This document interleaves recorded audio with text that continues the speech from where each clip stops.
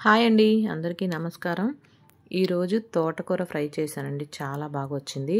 మా ఫ్రెండ్ ఒకరు వాళ్ళ తోటలో నుంచి ఫ్రెష్ తోటకూర అయితే కోసి పంపించారు.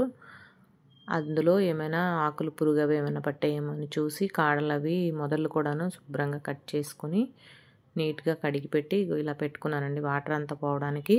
వాటర్ అంతా పోయిన తర్వాత దీన్ని చిన్న చిన్న ముక్కలుగా కట్ చేసుకొని పక్కన పెట్టుకోవాలి. ఎప్పుడైనా ఆకుకూరలు బాగా సన్నగా తరగకూడదండి. 1 ఇంచు పొడవు వచ్చేలాగా కాడలు ఆకులు అలాగ తరుగుకుంటే చాలా బాగుంటుంది.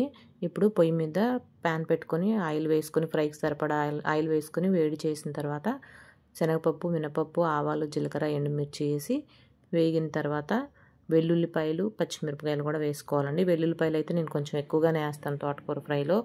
అవి చితపకుండా అలా పాయల పలంగా వేస్తే మనం తింటున్నప్పుడు కూడా మంచి స్మెల్ వస్తుంది, టేస్ట్ కూడా తెలుస్తుంది. ఇప్పుడు అవి కూడా వేగిన తర్వాత మనం కట్ చేసి పెట్టుకున్న తోటకూరను వేసి ఈ పోపు అంతా తోటకూరకు పట్టేలాగా ఒకసారి కూర మొత్తం బాగా కలుపుకోవాలి. మీడియం ఫ్లేమ్లో పెట్టుకొని కూర మొత్తం 2 నిమిషాలు బాగా కలుపుకున్న తర్వాత మూత పెట్టి ఒక 2 నిమిషాలు ఉడికించుకోవాలి.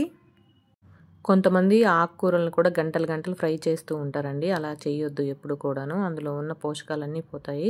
ఇప్పుడు ఇందులో ఉప్పు, పసుపు, కారం వేసి కలపకుండా మూత పెట్టి ఉడికించాలండి. కలిపితే కారం అడుగంటుతుంది. కారం వేసాం కాబట్టి అందుకే ఇలాగ వేసి మూత పెట్టి ఉడికించితే కారం పచ్చివాసన అది పోతుంది. ఒక 2 నిమిషాలు ఉడికించితే కూరలో వాటర్ కూడా పోతాయి. ఈ లోపల కూర ఉడుకుతుంది, కారం పచ్చివాసన రాకుండా ఉంటుంది.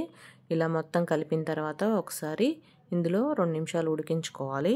ఇప్పుడు ఇందులో కొంచెం ధనియాల పొడి వేసుకోవాలని, మసాలా వేయొద్దు. ధనియాల పొడి వేసి ఒక 2 నిమిషాలు ఉడికించుకుంటే కూర రెడీ అయిపోతుంది.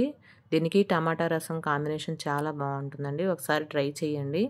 మసాలా వేయొద్దండి ఎప్పుడైనాను. ఆకుకూరల్లో కొంచెం ధనియాల పొడి వేసుకుంటే సరిపోతుంది. వారానికి 2-3 సార్లు అయినా ఆకుకూరలు తినాలండి. పప్పు రూపంలో కానీ, ఫ్రై కానీ, కూర రూపంలో కానీ. ఆరోగ్యానికి మంచిది, కంటి చూపుకి మంచిదని చెప్తుంటారు కదా అందరూ. చాలామంది ఆకుకూరలు అంటే ఏముంటుందిలే అనేసి అని వండడానికి ఇష్టపడరు, కానీ ఆకుకూరలు ఆరోగ్యానికి మంచిదండి. Okay, thank you.